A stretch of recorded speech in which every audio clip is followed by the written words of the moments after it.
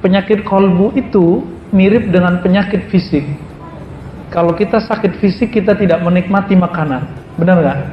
Maka ketika orang punya penyakit kolbunya, dia tidak akan menikmati hidangan rohani.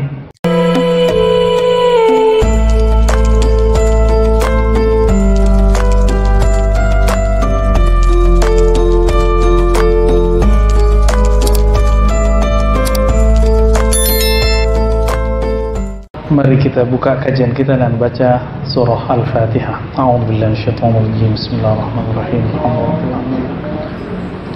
Iyyaka na'budu wa iyyaka nasta'in. Shiratal mustaqim. Shiratal ladzina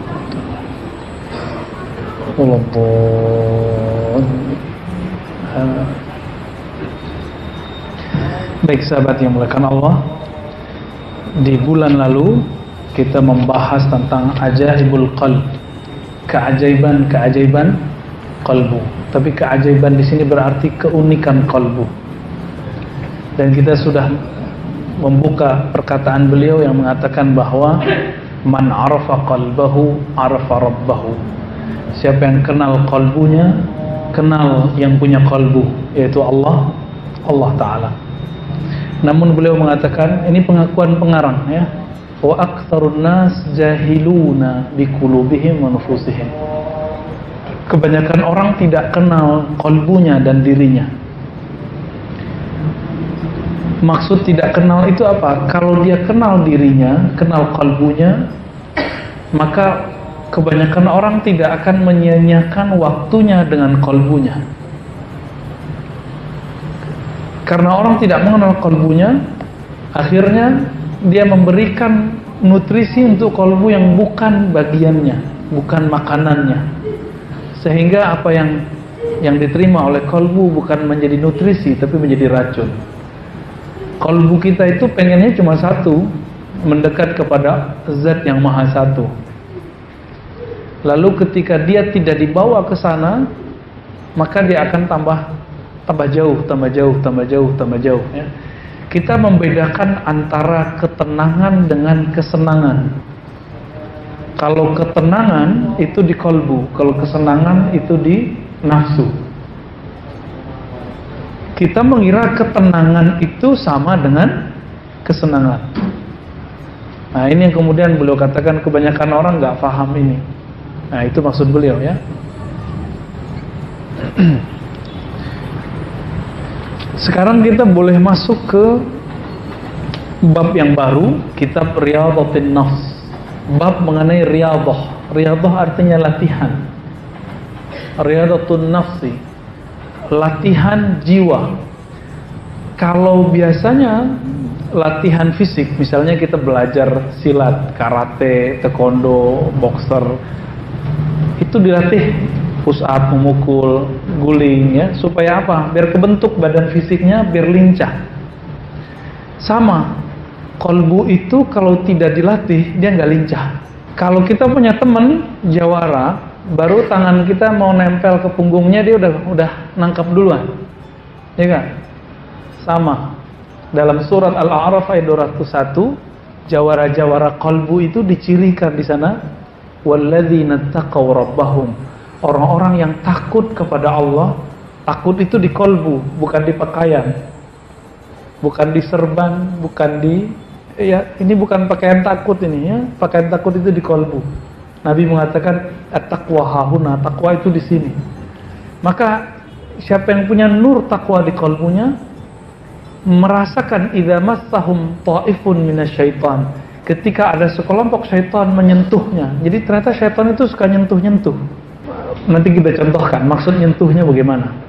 Tazakkaru, maka mereka tiba-tiba teringat, fa idza hum mubsirun, maka mereka langsung mampu melihatnya.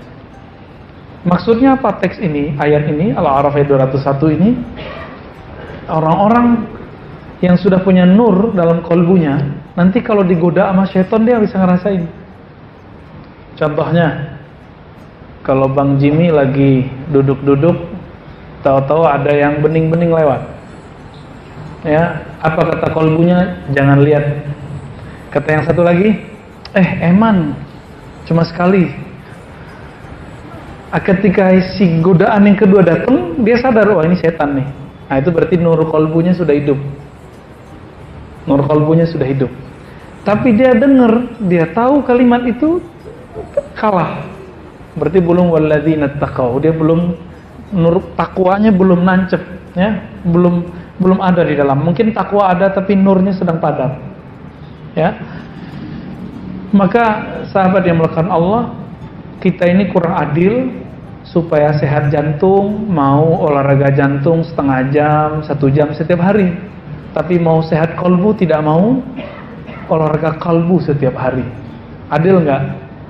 Karena kita nggak adil, Allah mengatakan innallaha yuhibbul muqsitin. Allah itu jatuh cintanya kepada orang yang adil, yang proporsional. Kita kurang proporsional, makanya sholat kita nggak khusyuk-khusyuk.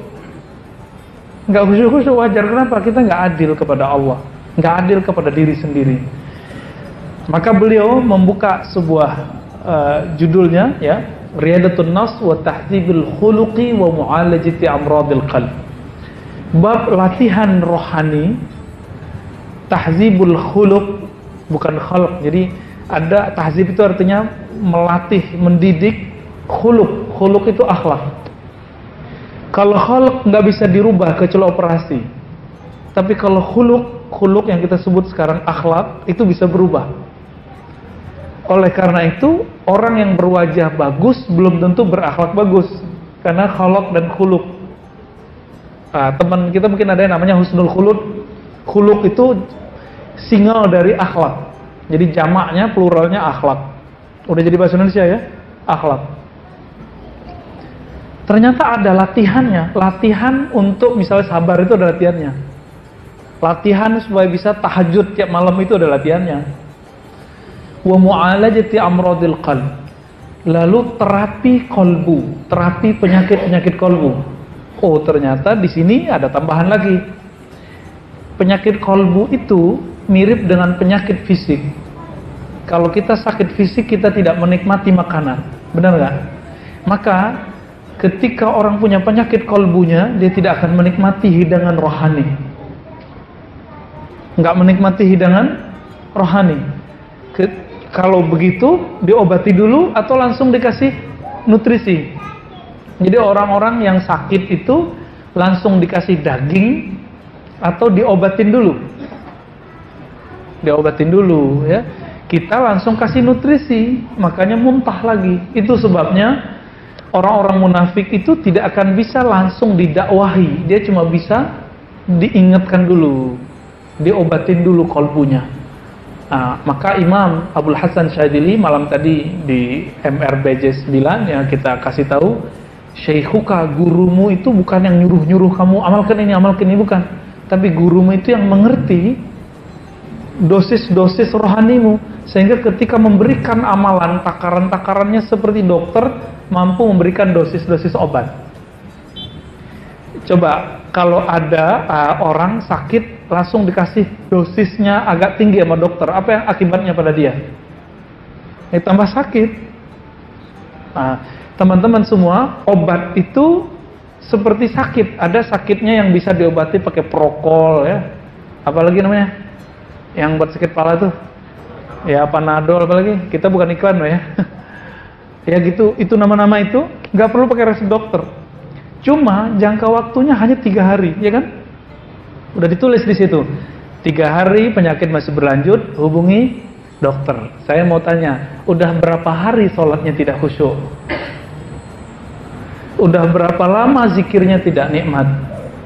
Sudah berapa lama baca Qur'annya nggak lezat? Tapi kok nggak pernah dikonsultasikan ke dokter kolbu? Makanya nggak sembuh-sembuh. Kalau sudah parah, kita nyebutnya apa? Bukan akut lagi, kronis ya. Ya, kalau sudah parah begitu, tentu inapnya lama.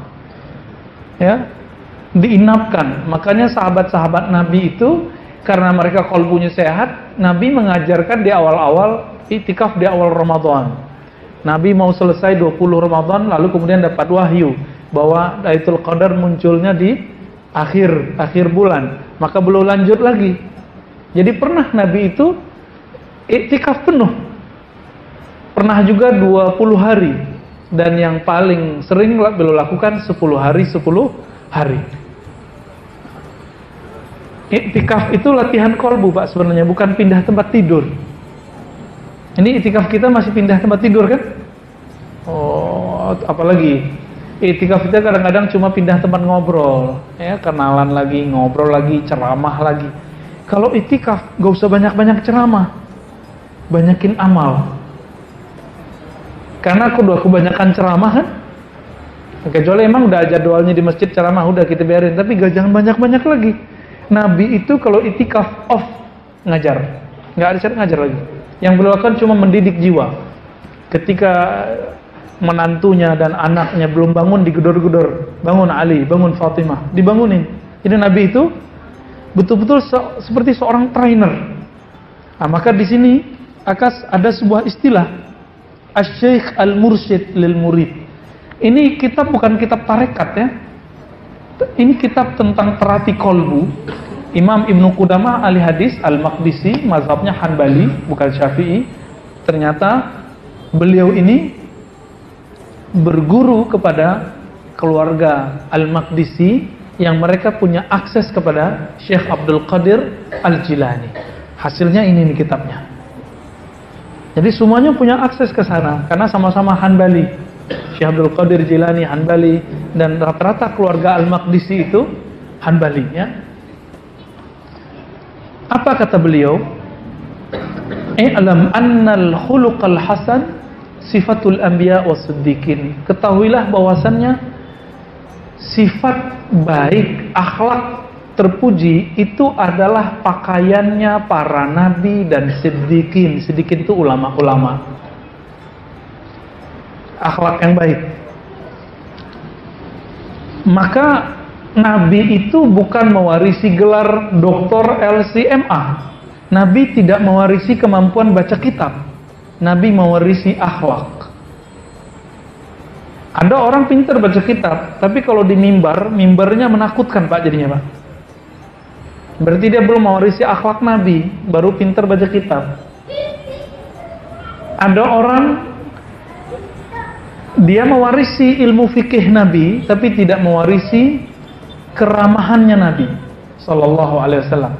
Saya sering cerita, masih ingat orang yang nipisin masjid itu secara fikih haram, tapi secara akhlak itu dibiarin. Karena Nabi membiarkan mereka, akhirnya esok-esok semua Arab Badui masuk Islam. Semua Arab Badui masuk Islam. Jadi ngalah sekali supaya menang beribu kali. Itulah Nabi Sallallahu Alaihi Wasallam. Jadi akhlak kenabian itu nggak selalu menang sendiri. Nah, kalau kita sudah mewarisi ini, sudah lengkap sudah warisannya ya. Al-Waris Muhammadi disebut. Sebaliknya, akhlak yang buruk itu beliau sebut sammun qatilun, adalah racun yang membunuh. Yang dibunuh bukan fisik ini, tapi yang dibunuh adalah kalbu. Kalau kalbu sudah sakit, tidak nikmat. Kalau sudah mati, nggak ada rasa. Nah, kalau sholatnya udah nggak ada rasanya, hati-hati itu. Ya, jangan-jangan sholatnya orang yang sudah mati kalbunya. Nah, jangan sampai ya.